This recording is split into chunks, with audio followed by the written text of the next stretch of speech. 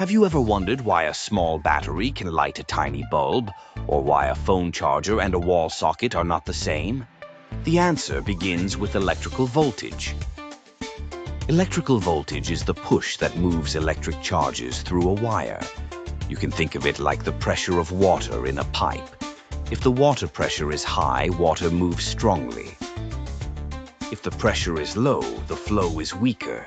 In the same way, a larger voltage gives electric charges a stronger push. Voltage is measured in volts. A single AA battery has about 1.5 volts. That is enough to power small toys or remote controls. A car battery has about 12 volts, which is much stronger. A wall socket at home has a much higher voltage, so it can power big devices like lamps, fans, and refrigerators.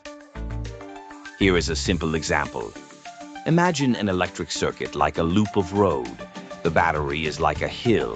The higher the hill, the more easily a ball rolls downhill. Voltage is like the height of that hill. It helps charges move around the circuit. Voltage does not travel by itself. It works together with current and resistance. Current is the flow of electric charges, like water flowing in a river.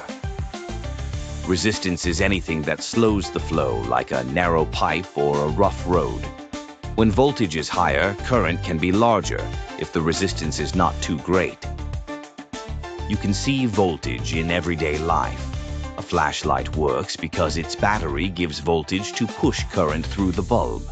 A smartphone needs a special charger because it must receive the right voltage. Too little voltage, and the phone may not charge well.